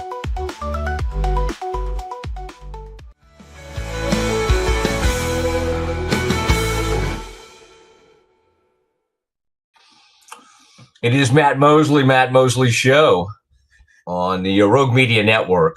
And man, that was fun. Lance is real. He's great. The next round is that streaming show, and it's really become one of the most popular things in the SEC. And then Lance's lock, as Scotty had up there on our screen, that's a really cool thing to subscribe to. And there's different levels you can get involved, and he does really well with it. And he's he studies like crazy. And so, well, he's a laid-back, fun dude. He takes it very, very seriously, like the handicapping and giving the touts and giving the picks and all that. So if you're someone who likes to put some money down on NFL or college, he's a great guy to do it. There's Scotty again, and throwing the graphic up there. Yeah.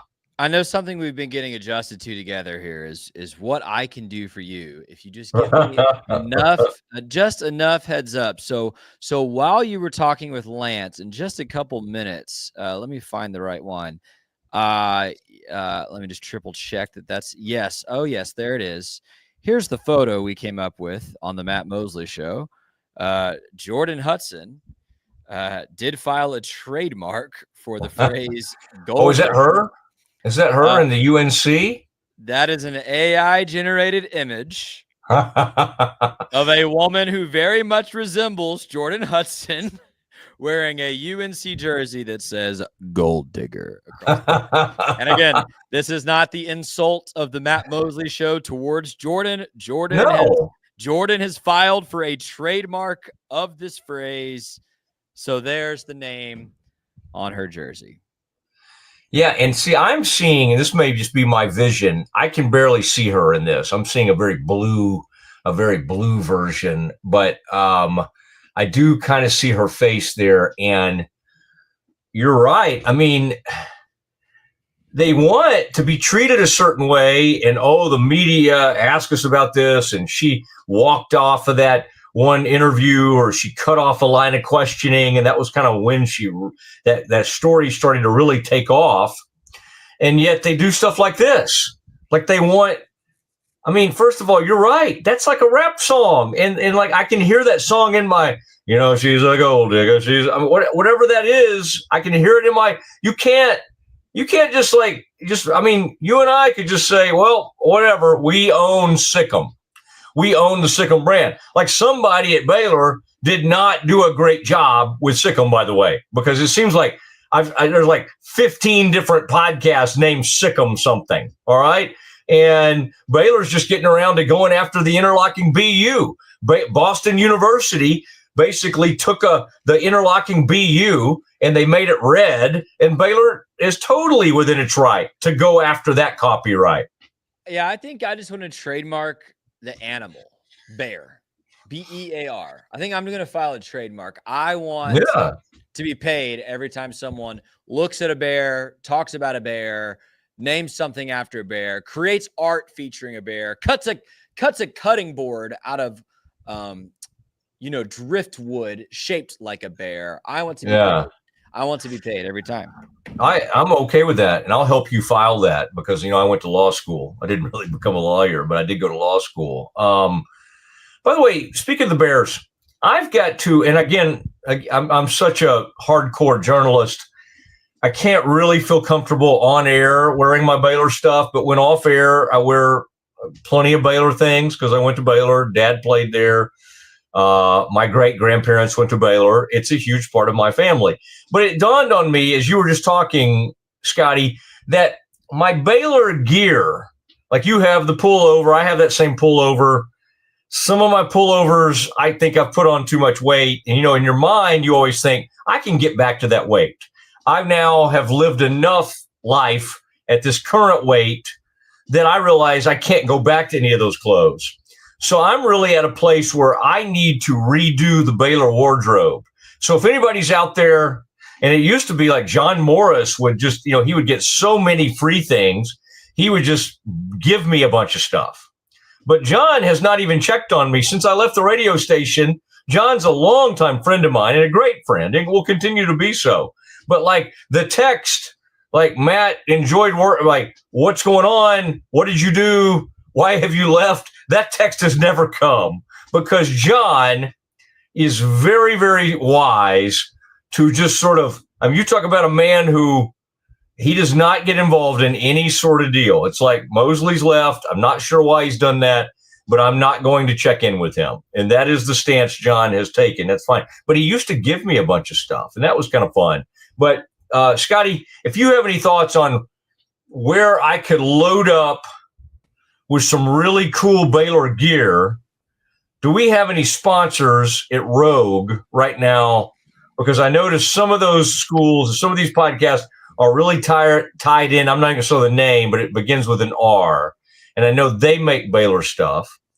And we got those the outfitters, whatever they're called, over by VTEX, that they have good stuff. But we certainly need a lot of these people to be advertising with us. Where would you recommend I go to re-outfit myself? Listen, we do need an apparel sponsor. By the way, we have an apparel segment on Green and Gold Game Day Friday night and currently do not have a sponsor. So, hey, I'll tell you, the only people who've given us any money, it's for Faith's show, Hondo Hat Company. Love that. Yeah. That's pretty slick. They gave me this to wear on Friday for the show. But no, I don't know. I'm not going to recommend any till you walk in there to sign a little deal for us. I know. I think I'm going to I am going to demand it. If you're watching right now and you're an apparel company, let's talk. Let's get involved. All right. There's one thing before we have to say goodbye for the day. I mean, I think Scotty was ready for me to say goodbye for that last interview. It was a great interview, but I do tend to, Lance and I were catching up, and Lance always is one of those, I've got one more final story for you kind of guy.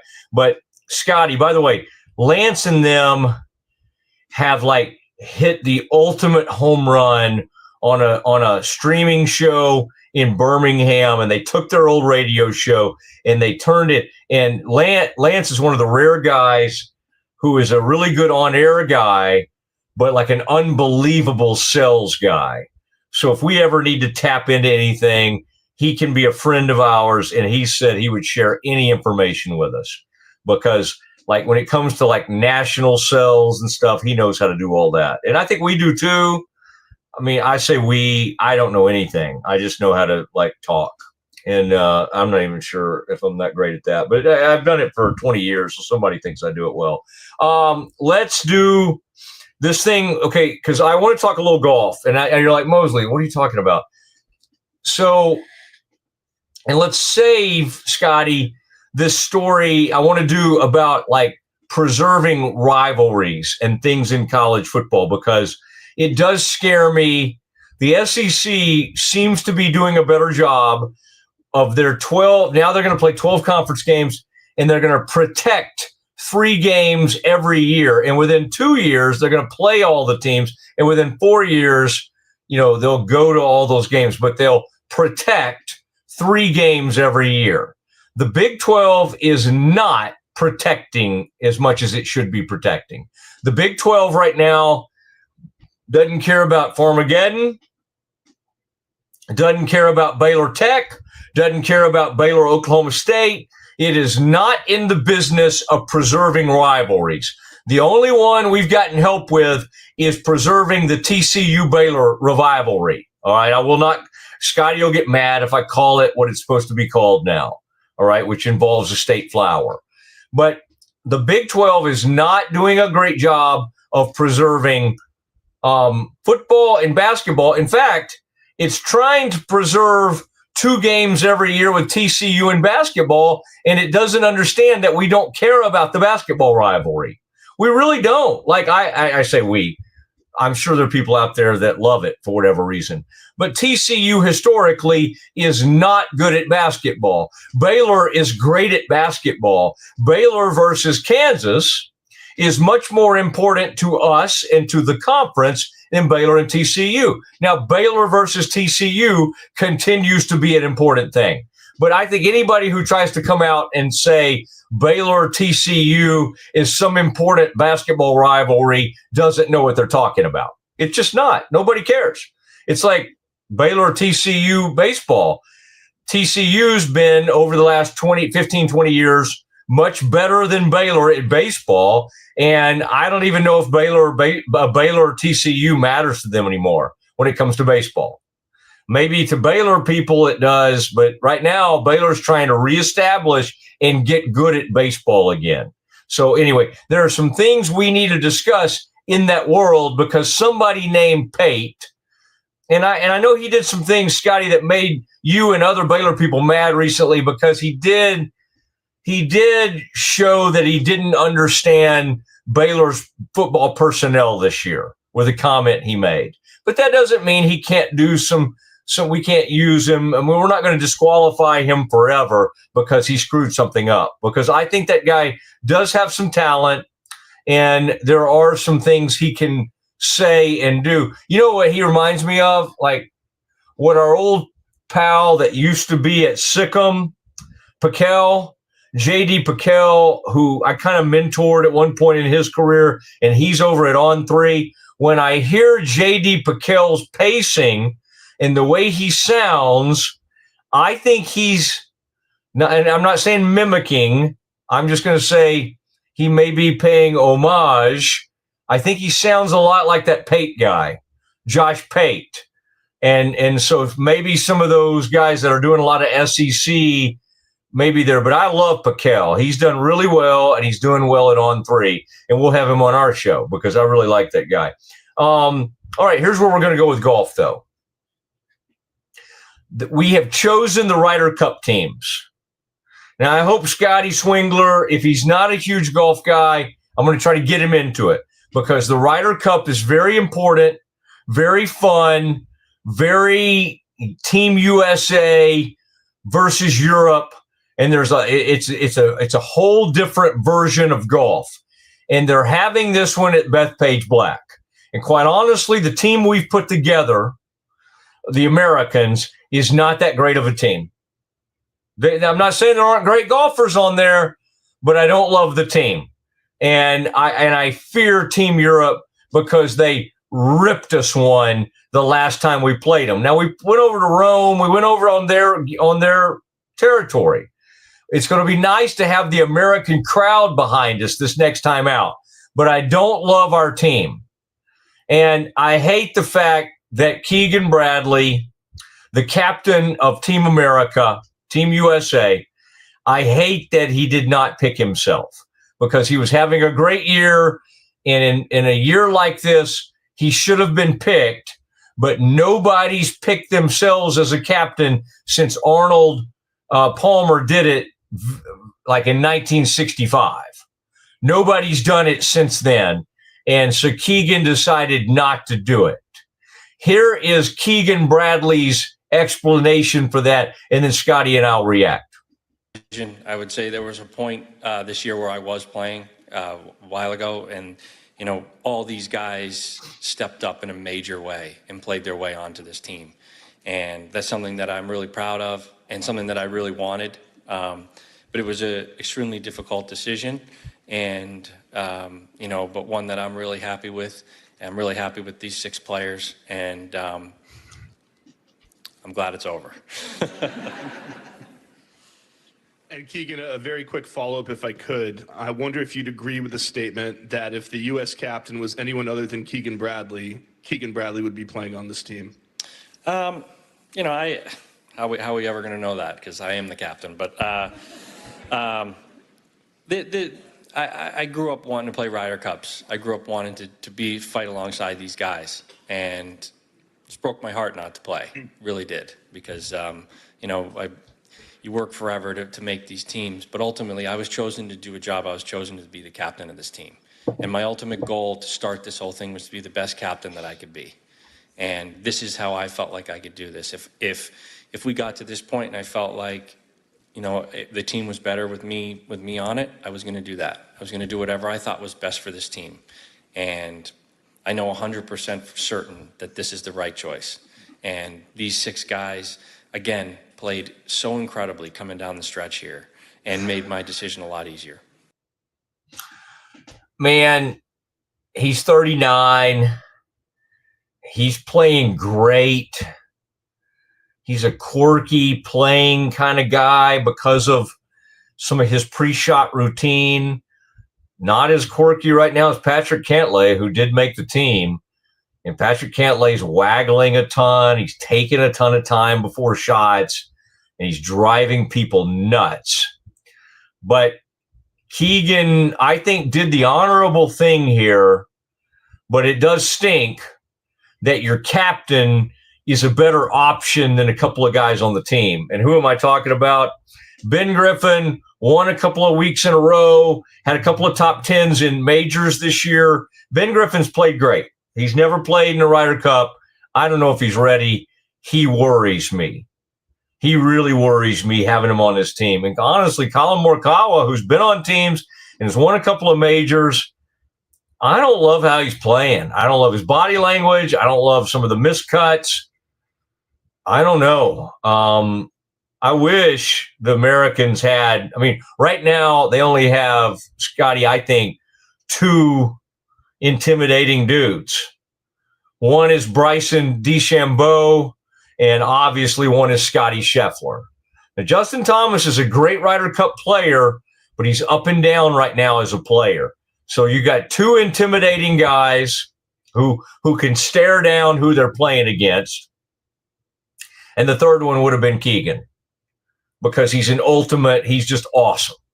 And he cares more about this event than anybody, which is why he's the captain in the first place. So that's a tough one. Scotty, thoughts on the Ryder Cup? Are you oh man, and it is time as we finish up today. It is the landing spot. It is the landing. It's Brazos Landing. It's my favorite restaurant in Waco, and I got a lot of them. I love Schmaltz's. Schmaltz's is coming over with us. But the Brazos Landing, when I get some of those, the Bang Bang shrimp, I get so excited right there on the Brazos. Hello, Claude. Hello, Becky. Tremendous sponsor of ours, and I can't wait to do some live shows over there. We're going to have so much fun being live right there at the Brazos Landing. Scotty, final thought from you. Are you into the Ryder Cup, Team USA? I don't watch golf. And Mosley, if you're going to try to get me into golf, then I will only respond in kind, and I will get you into soccer. Okay. All right. We will agree to disagree. We will agree to remain an impasse. There he is, Scotty Swingler. He's done incredible work today. He's off on meetings and whatever it is Scotty does with his life in the afternoons. A very busy man, and he's a very productive man.